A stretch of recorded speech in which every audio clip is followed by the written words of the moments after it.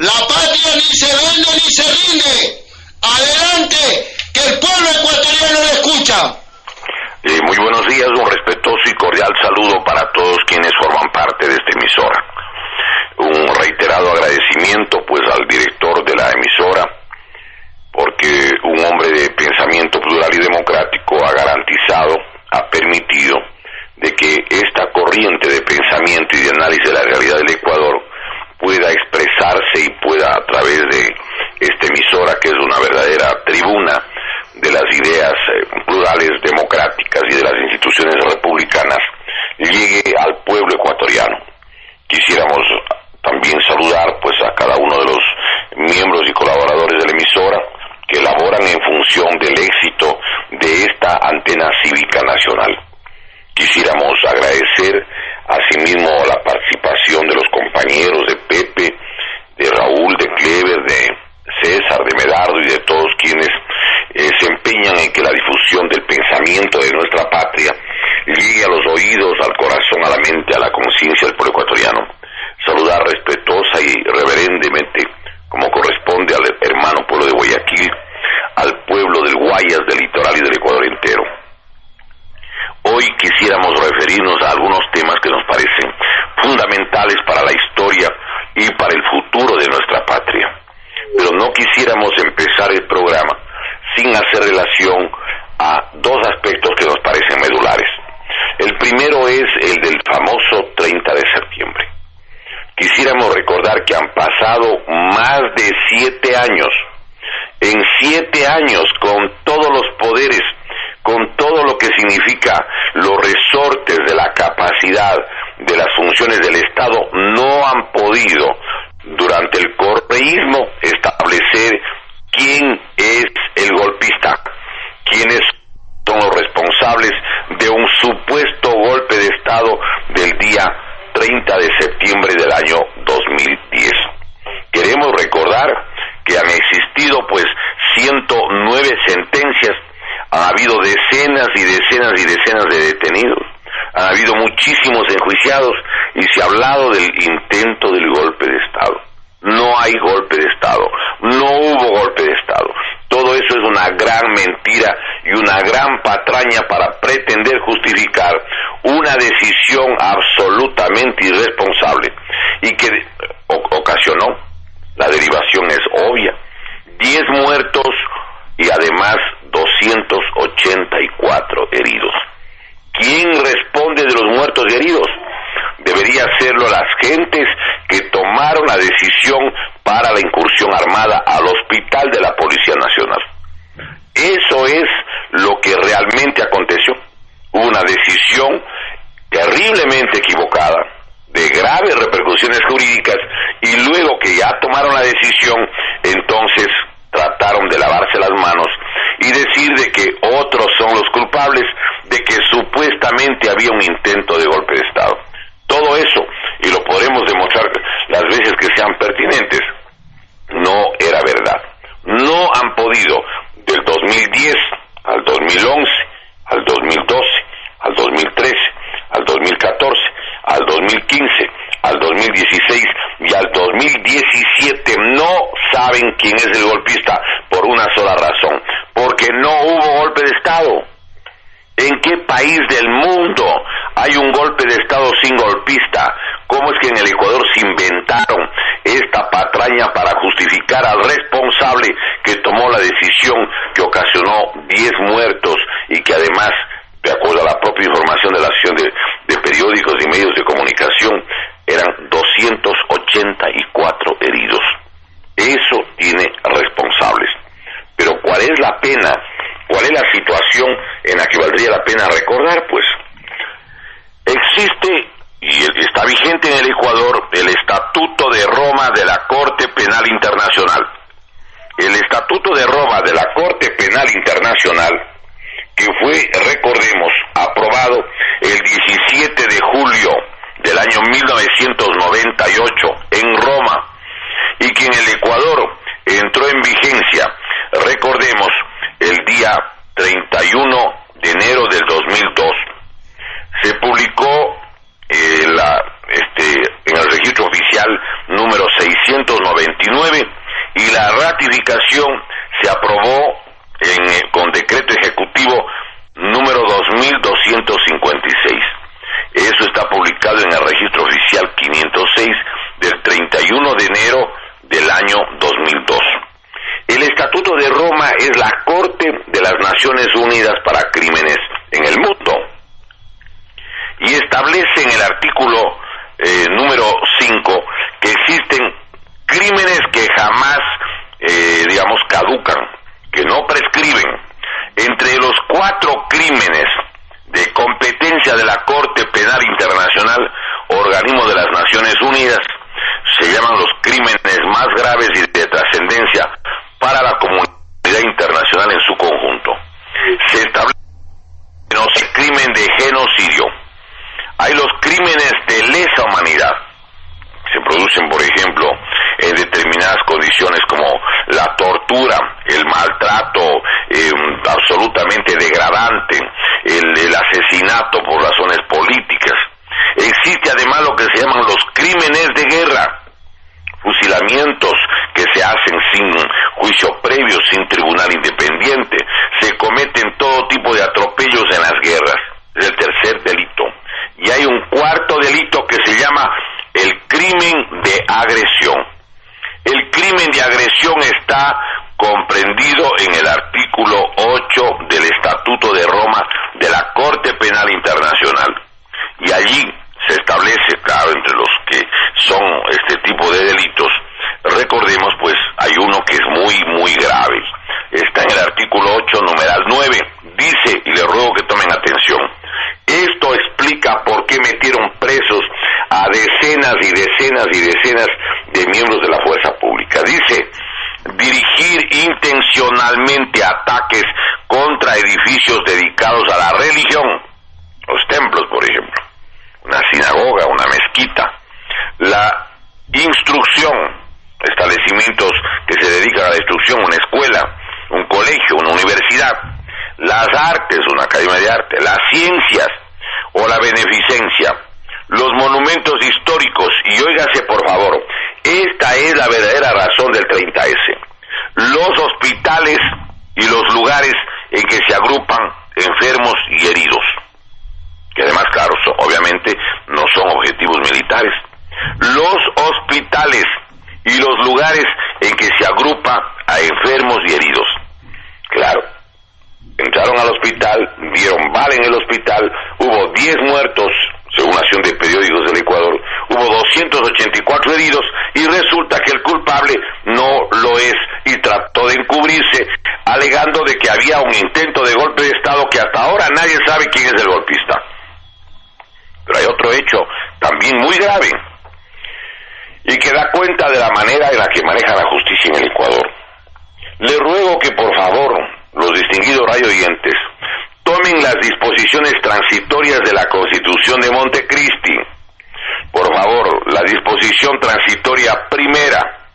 Lean el segundo inciso, dice, en el plazo máximo de 360 días se aprobarán las siguientes leyes, y enumera las que debían estar aprobadas hasta el día 15 del mes de octubre del año 2009, porque entra en vigencia la Constitución el día 20 de octubre del año 2008. En 360 días debía estar aprobado, numeral 10, la ley penal y la ley de procedimiento penal en materia militar y policial. Repito, la ley penal y la ley de procedimiento penal en materia militar y policial. Pregunto, ¿quién ha visto ese código penal militar o policial o el código de procedimiento militar o policial? No existe, no se han dictado, no se ha cumplido, no hay el código penal militar y policial, ni existe el código de procedimiento penal, en materia policial y militar. Si no existen esos códigos que eran obligatorios y que había un año para justamente aprobar, resulta de que fueron juzgados los miembros de la Policía Nacional y de la Fuerza Pública sin el Código Penal y el Código de Procedimiento Penal en materia policial y militar que obligaba a la Constitución de la República en la disposición transitoria primera primera en su numeral 10. Miren, fueron encarcelados sin el código al que alega la Constitución de la República. Decenas y decenas y decenas de ecuatorianos uniformados, a los que además se les dijo muy bien, pero les podríamos conceder la posibilidad de que salgan libres siempre y cuando ustedes se sujeten a un reglamento que lo harían a través del Ministerio de Justicia. Qué cosa tan terrible. Resulta de que allí, en ese borrador, hicieron de que los detenidos y los enjuiciados ilegal e inconstitucionalmente para salir de la prisión, porque les pusieron penas de hasta 12 años, resulta de que les hicieron firmar un comunicado en la que ellos reconocían que iba a haber o estaba en marcha un intento de golpe de Estado y un intento de magnicidio, y que para evitar el golpe de Estado y el magnicidio, entonces por eso es que tomaron la decisión de la incursión armada al hospital. Qué cosa tan terrible, compatriotas, qué cosa tan terrible. Y muchos de los que estuvieron detenidos firmaron, dijeron sí, ¿a dónde firmo a cambio de la libertad? Pero lean los textos y miren ustedes y verifiquen si existe o no existe allí en esos textos la descripción de que supuestamente había un golpe de Estado, de que supuestamente había un intento de magnicidio. Esto es algo terrible. ¿Cómo fue posible que esto pase en nuestra patria? Nosotros lo hemos denunciado todo el tiempo, lo hemos dicho, esto es un verdadero crimen contra la gente inocente, no están respetando las normas. Muchos sentenciados, por ejemplo, ¿qué es lo que hacían? Les daban la posibilidad de salir siempre y cuando firmen una documentación que preparaba gente del Ministerio de Justicia para salir, pues. Claro, como estar preso 12 años, ellos decidían salir inmediatamente. Una locura. Pero además hay algo que valdría la pena señalar.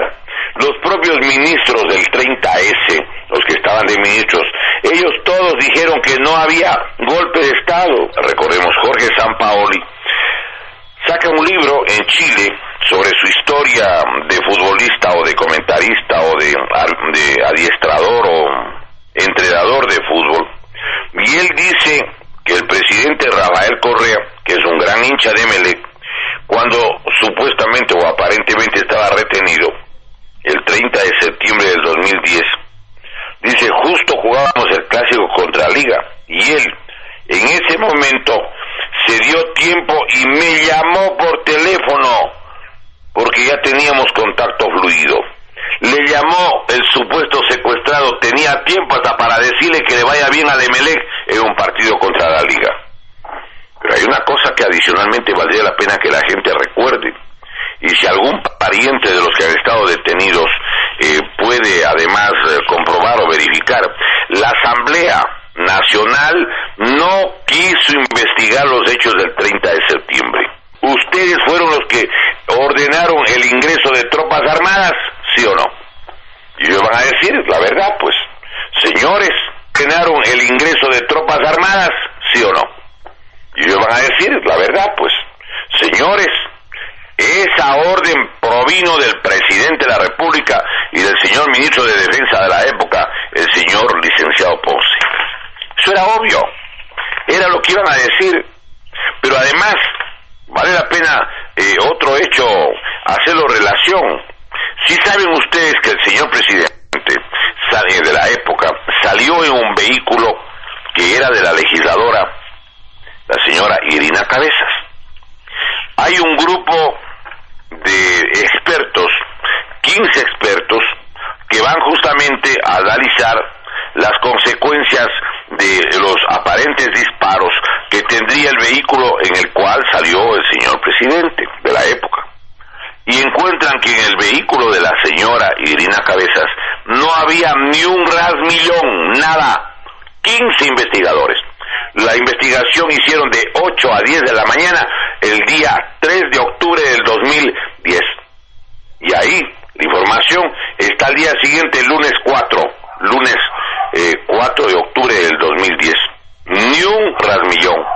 Entonces montaron todo para encarcelar a gente inocente, para poder crear la versión del supuesto intento de magnicidio y del supuesto intento de golpe de Estado. Esa es la verdad. Y ahora, alguna gente tiene que preguntarse cómo fue posible que esto sucediera. Este es un primer dato que quisiéramos señalar, porque siguen mintiéndole al pueblo ecuatoriano de que hubo el intento de golpe de Estado y hasta ahora no saben quién es el golpista, y un intento de magnicidio que tampoco existió. Creo que es importante lo que el Ecuador ha conocido en base de los mismos caballeros o señores o delincuentes o como quieran llamar ustedes, que son los famosos gerentes, administradores de la famosa Odebrecht de Brasil. Ahí le dan con santo y seña a quién le dieron la plata, por qué concepto le dieron la plata, cómo es que el 1% le daban al famoso tío del vicepresidente. Presentaron y existen los videos donde se presenta el famoso tío, donde además pide dinero. Le demuestran, y hay las grabaciones de las conversaciones y el testimonio luego de la que dan cuenta, precisamente dan cuenta de cómo le dieron 14.100.000 dólares. Bueno, el pueblo ecuatoriano ha visto además la conducta de esta gente. No, no es cierto. Ahí están los videos, están las grabaciones, están los testimonios. ¿Por qué además grabaron los brasileños a las autoridades del Ecuador, ministros, autoridades, directores de las empresas públicas? Porque los brasileños querían asegurarse que el dinero que mandaban a sus funcionarios, a sus gerentes, a sus subgerentes en toda América Latina, en África y Asia, donde hacían negocio, ellos entregaban el dinero. ¿Qué hicieron en el caso del Ecuador? En el caso del Ecuador, contrataron un cuarto, una suite en el Hotel Suisse de Quito, y allí pusieron a ningún funcionario con una parte del dinero. Además, los contratos con la Odebrecht se hicieron, pues. ¿Cómo es que no? Además, los contratos con la Odebrecht se hicieron, pues. Ustedes saben que el día 16 de abril del año 2016 se produjo un hecho doloroso en extremo. Hubo el famoso sismo en la provincia de Manabí y en la provincia de Esmeraldas. Pues bien, resulta de que en la provincia de Manabí existe una Comisión Nacional Anticorrupción. También hagamos memoria, se pidió de que ese dinero pueda manejar un colectivo de la provincia de Manabí, o cuando menos que puede ejercitar fiscalización. No lo dejaron. Y entonces ahora, cuando han visto de que los dineros que se recaudaron y que son mucho más de 3.000 millones no aparecen conforme correspondería, existe la exigencia de una auditoría internacional a los fondos invertidos para la reconstrucción en las provincias de Manabí y Esmeraldas, conforme lo solicita la Comisión Nacional Anticorrupción, capítulo de Manabí. Le solicitan formalmente al presidente Lenín Moreno, agregando además que se debe hacer un seguimiento al destino final del movimiento de ese dinero, que se lo puede hacer mediante organismos especializados, que se limita a recoger los cuestionamientos que hacen los sectores agropecuarios, quienes han expresado que no ha existido apoyo para lograr la reactivación de su sector. De igual manera, los comerciantes de Portoviejo y Manta. En el área de la salud, por ejemplo, la situación es más grave, indicando que no se ha iniciado aún la reconstrucción de los hospitales de Bahía de Caracas y de Chone, y que el de Manta debe ser parcialmente demolido. Además, recordó que el señor Bernal, aludido por los ejecutivos de la Odebrecht, forma parte del equipo de confianza del vicepresidente Jorge Glass Espinel, señalando que deberá dedicarse a visitar, entiendo, en la misma provincia de Manabí, el nuevo presidente del Comité de Reconstrucción y Reactivación, al ingeniero Vicente Vélez Briones, que es una oportunidad para que conozca lo que verdaderamente ha pasado y se hagan los correctivos de rigor. Pero quisiéramos adicionalmente referirnos a cómo existe la propuesta que la hemos presentado también nosotros en lo que tiene que ver con la, digamos, consulta que ha ofrecido el señor presidente. Bueno, el movimiento Ecuador Libre y Eterno le ha hecho una propuesta al señor presidente. Tenemos pues ahí el certificado del ingreso a la presidencia de la República, en la que le estamos solicitando que en la convocatoria de enmiendas, ¿sí?, y que no fueron consultadas al pueblo del Ecuador, que pusieron en vigencia en forma inconstitucional a partir del 3 de diciembre del 2015. La pregunta donde podrían todas las enmiendas ser archivadas simplemente establece lo siguiente: una pregunta para que todas las enmiendas, donde está lo de la reelección al vicepresidente, la reducción de la edad, porque entiendo que en esa época querían que la señora Rivadeneira sea candidata a la vicepresidencia, entre otras cosas. Quiero recordar, la pregunta dice lo siguiente: es una pregunta que podría corregir muchísimos problemas que se han derivado de la reforma disfrazada de enmienda de la Constitución de la República del 3 de diciembre del año 2015, donde no cumplieron con lo que establece la Constitución en el artículo 441 y 442. Allí dice clarísimamente que tiene que consultarse al pueblo. Por eso es que la pregunta se establece en los siguientes términos. Abro comillas.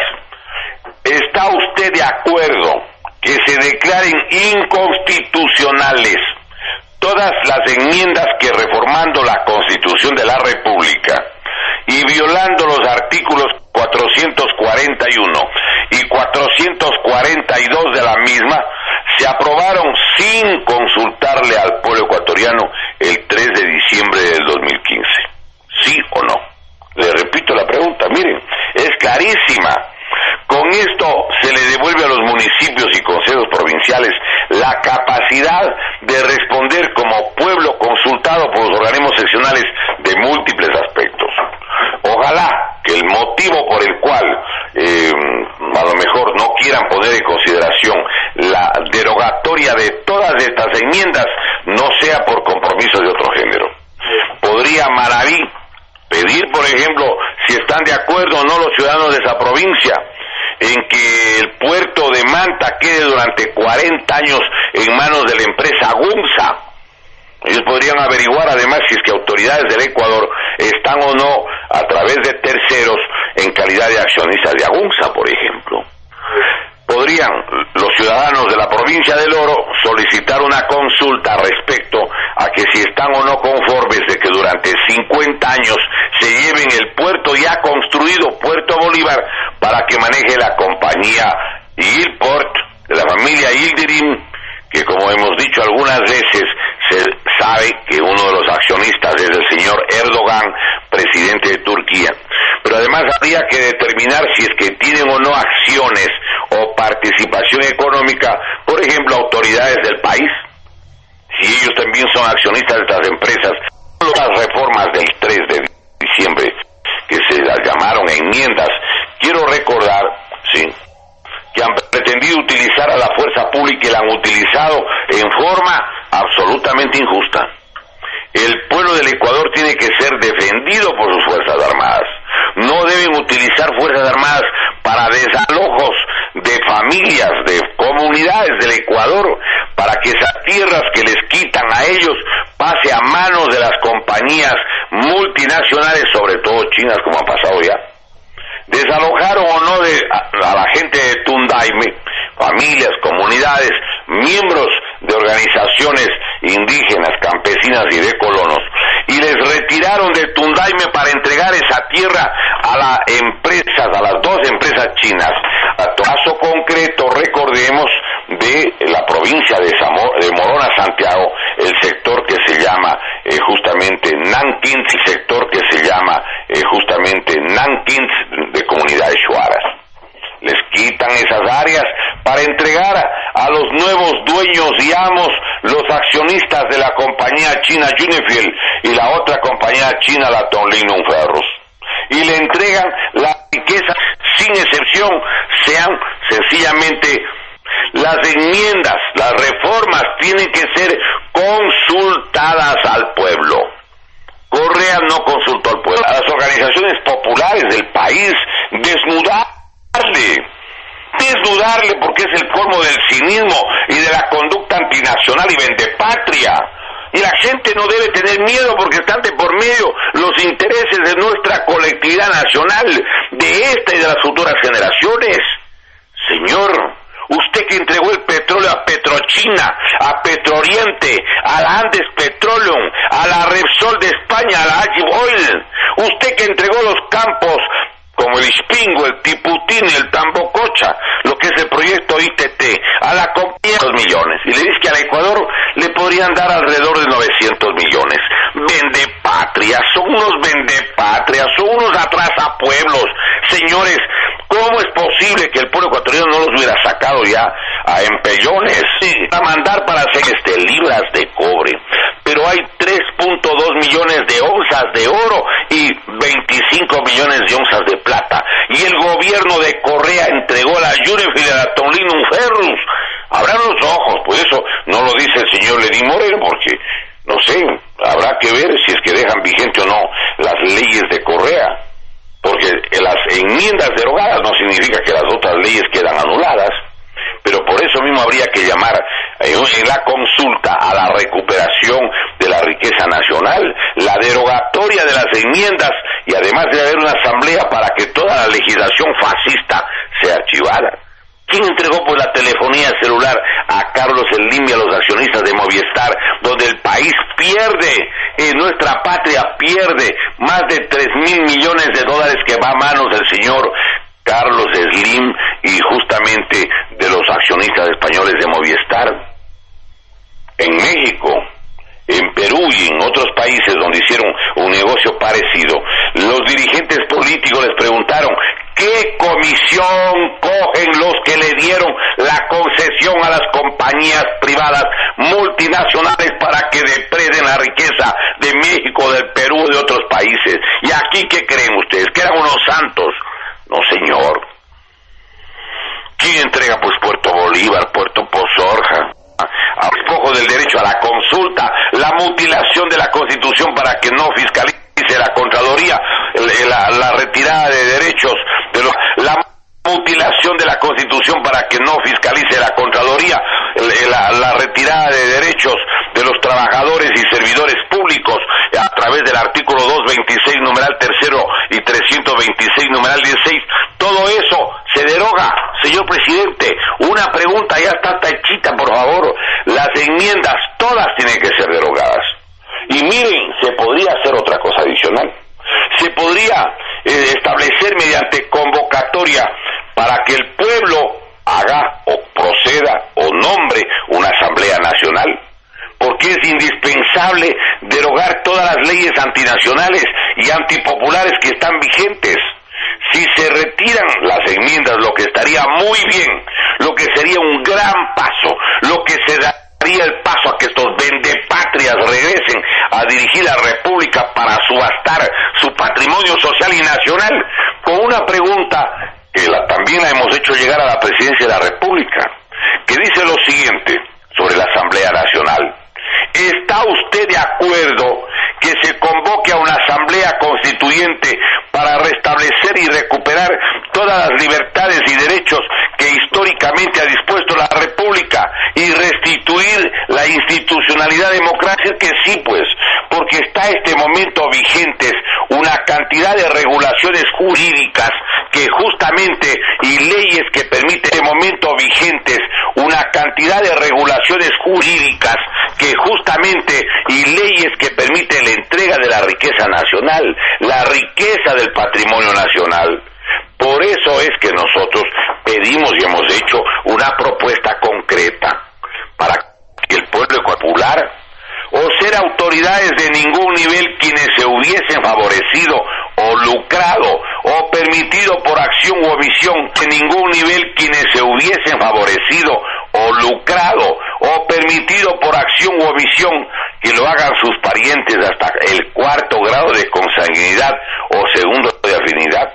del atraco o salvataje bancario, privatizaciones, contratos ilegales, concesiones o cualquier otro perjuicio del patrimonio público hubiesen sido sancionados o estén enjuiciados por peculado, cohecho, concusión, enriquecimiento ilícito, lavado de activos, delincuencia organizada, abuso de autoridad, o hubiesen irrespetado la seguridad jurídica, propiciando la prisión de ciudadanos inocentes, o violando la independencia de las funciones del Estado, irrespeten o hubiesen irrespetado las garantías constitucionales o convenios internacionales y declaraciones de derechos humanos ratificados y vigentes en el Ecuador.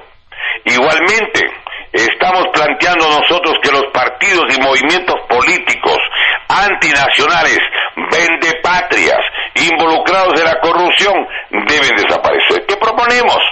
Los partidos y movimientos políticos cuyos dirigentes nacionales o sus parientes en cuarto grado de consanguinidad o segundo de afinidad hubiesen adquirido por sí mismos o por interpuesta persona natural o jurídica la propiedad de todo o una parte de cualquier bien público privatizado o entregado en concesión, perderán sin más trámite su personería jurídica, la misma que no podrá recuperarse por ninguna acción legal y ni siquiera con la interposición de una acción de protección. Hemos planteado además, por ejemplo, que las Fuerzas Armadas del Ecuador tengan determinados cuáles son sus misiones fundamentales, dispondrán de las mismas obligaciones y derechos que todos los ecuatorianos, salvo que lo solicitaren. Dispondrán de las mismas obligaciones y derechos que todos los ecuatorianos, salvo las excepciones que establezca la Constitución y la ley. De acuerdo a las necesidades de la defensa, de la soberanía, de la protección de la naturaleza y de los recursos naturales, podrán impulsar campañas de reforestación, construcción de reservorios y canales de riego, entre otras tareas indispensables, así como podrán organizarse fuerzas de reserva para la defensa de la soberanía y la naturaleza nacional. Miren, que brinde informaciones públicas o reservadas encaminadas a ubicar y recuperar los montos económicos o bienes que son propiedad del pueblo, o reservadas encaminadas a ubicar y recuperar los montos económicos o bienes que son propiedad del pueblo ecuatoriano y que a causa de la corrupción hubiesen sido depositados en cualquier país del mundo o sitio del planeta. En ese caso, sea paraíso fiscal o no, pues sencillamente se les podría dar hasta el 10% exonerado de todo impuesto, a cambio de que el pueblo ecuatoriano recupere su patrimonio. Biodiversidad, agua potable, agua de riego, ríos, vertientes, riberas y playas, puertos, aeropuertos y carreteras de todo el país. El pueblo ecuatoriano proclama y reivindica para sí toda la riqueza ictiológica y pesquera ubicada en sus aguas territoriales y mar adyacente y la declara patrimonio alimenticio irrenunciable y exclusivo de su nación. Las tierras de la República y los territorios ancestrales son propiedad y patrimonio de los ecuatorianos y es un elemento fundamental e intransferible, imprescriptible para garantizar la soberanía alimentaria de la sociedad. Dios bendiga nuestra patria, la proteja, la custodie y no permita que le hagan tanto daño. Reiterando nuestro reconocimiento a quienes son parte de este medio de comunicación y a los hermanos ecuatorianos que nos acompañan con su audición